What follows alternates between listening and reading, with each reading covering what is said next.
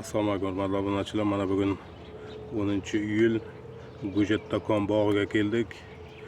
Gujatdakon ko'chatlarimiz mana pishib boshladi. Nasib bo'lsa. Har yil may oyi yig'im-terim boshlanardi, shu yil sal kechikdik. Mana bu iqlim namgarchilik ko'p bo'ldi, o'sha sabablarmi? Mayli, samgilarni pishib boshladi. Nasib bo'lsa bu yoqqa ulashib ketadi. Bu Gujatdakon degani bir yilda 13 marta hosil beradi deyilgan. Lekin bizda o'lkamiz issiq o'lka bo'lgani uchun 13 martadan ham ko'p bo'ladi hosil. İşte bu may oyidan ta dekabrgacha hosil berib turadi. Qiziqingizlar. Bu deyarli barcha kasalliklarga to'g'ri keladi. Har qanday kasallikni tanadan so'rdirib chiqarib yuboradi. Buni faqat doimiy iste'mol qilib yurish kerak degan. Agar doimiy iste'mol qilib yuradigan inson bo'lsa, hech bir kasallik bo'lmaydi bunda. Chunki ichaklarni yaxshi tozalaydi, qabziyatni oldini oladi, hazmni yaxshilab beryapti, o't qopidagi dimlanishlarni olyapti, jigarni yog'lardan, toksinlardan tozalayapti, immunni ko'taryapti, qonni suyultiryapti, qon aylanishini yaxshilab beryapti, modda almashuvini yaxshilayapti. O'sha narsalarni hal qilib beradigan bo'lsa, insonda hech bir kasallik bo'lmaydi. Buni doimiy iste'mol qilib yurgan insonlarda semirib ketish bo'lmaydi, tana yosharadi deyilgan. Keyin shuni evaziga umrni uzaytiradi deyilgan. Tarkibida 21 ta mikroelementi bor: kaliy, kalsiy, magniy, sink, selen. Shundan bir germaniy degan elementi bor. Germaniy bu har bir insonda uchrashi mumkin bo'lgan onkologik hujayralarni bloklab turar ekan. Keyin tarkibida 18 ta aminokislota bor degan. 18 ta aminokislota limondan 15 barobar kuchli deyilgan. Keyin asalari sutdan da kuchli deyilgan. Keyin 8 ta polisaxarid va 8 ta monosaxarid, 8 ta bikarotin degan saxaridlari bor. Keyin vitaminlarga keladigan bo'lsak, vitaminlardan C vitamin, A vitamin, E vitamin, keyin B vitaminlardan B1, B2, B6, B3, B9, B12 vitaminlari bor.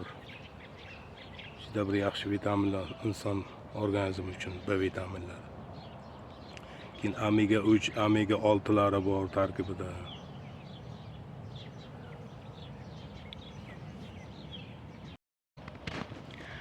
Gujatdakon mevalarini iste'moliga keladigan bo'lsak, mana shu ho'l mevasidan, pishgan mevasidan abitgacha bo'lgan vaqtga 10 dona, abitdan kechgacha bo'lgan vaqtga yana 10 dona iste'mol qilsa bo'ladi. Undan ko'p iste'mol qilmaslik kerak. Quritilganidan bo'lsa 15 gram deyilgan. 15 gram ertalab ovqatdan bir 10-15 minut oldin qaynagan suvga dimlab iste'mol qilinishi kerak. Abitga ham xuddi shunday 10-15 minut oldin qaynagan suvga dimlab iste'mol qilinadi. Kechga iste'mol qilinmaydi, chunki kechga iste'mol qilinadigan bo'lsa uyquni qochiradi degan. Kunduzgi iste'mol qilingani kechga uyquni yaxshilab beradi deyilgan. Shuning uchun me'yordan ko'p iste'mol qilmaslik kerak. Endi bu kimlarga mumkin emas? Qizil narsaga allergiyasi bor insonlarga mumkin emas. 3 yoshdan pastki bolalarga mumkin emas, homilador ayolga mumkin emas, emizikli ayolga mumkin emas, temperatura qilib turganda mumkin emas. Mana qonni suyultiruvchi dorilarga qo'shib iste'mol qilib yurish mumkin emas. Keyin bu qaysi kasalliklarga to'g'ri keladi degan bo'lsak, deyarli barcha kasalliklarga to'g'ri kelyapti. Saharga ham yaxshi to'g'ri kelyapti, davlinaga ham. Saharda qondagi qand miqdorini kamaytirib, insulin ishlab chiqishini yaxshilaydi. Davlinada qonni suyultirib beryapti. Keyin tarkibida magniy bor. Yurak uchun juda bir kerakli bo'lgan.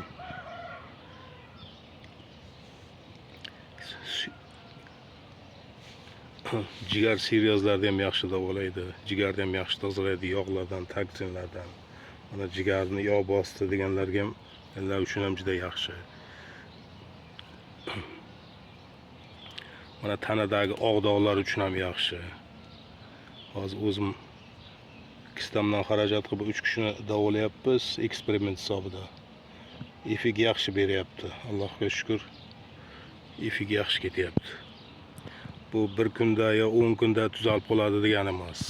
Balkim yillar, balkim 2 yillar vaqt ketar tanada oq dog'larni davolashda. Lekin shunisini ishonch bilan ayta olamanki, tanada oq dog'ni yo'qotganingizdan keyin sizda qaytalamaydi. Ko'plarda aytilyapti, davolanib chiqdim, bolnitsada yana qaytib hamma joyda bosib ketdi. Bunda unaqa bo'lmaydi. Chunki buni oq dog'larga davolanayotgan insonlar ikkita ko'chatni ham ekib olyapti. Ikkita ko'chat bo'lgandan keyin buni doimiy iste'mol qilib yursa bo'ladi, imkoniyati bo'ladi. Ana shu doimiy iste'mol qilib yurgan insonda bunaqa tanadagi oq dog'lar qaytalamaydi. Chunki tanadagi oq dog'larni kompleksni davolamasa davolab bo'lmaydi-da. Kompleksni davolaganda deganda qanday? Bu terini ham davolash kerak. Keyin ichaklarni davolash kerak, immun ko'tarish kerak, modda almashuvini yaxshilash kerak, jigarni tozalash kerak. O'shanda oq dog'lardan qutulsa bo'ladi. Bu meditsinada ham aniq aytilmayapti, diagnoz qo'yilmayapti. U qaydan beryapti? Immun tushib ketishimi yo ichaklarda tiqilishmi yo modda almashuvi buzilishimi aniq diagnoz qo'yilmagan. O'sha uchun kompleksni davolamasa tanada oq dog'lar davolab bo'lmaydi. Mayli, e'tiborlaringiz uchun rahmat. Qo'ng'iroq qilingizlar, tushunmovchilik bo'lsa kommentariy yozingizlar. Opsiyaga nomerlar qoldiraman, telefon nomerlarini.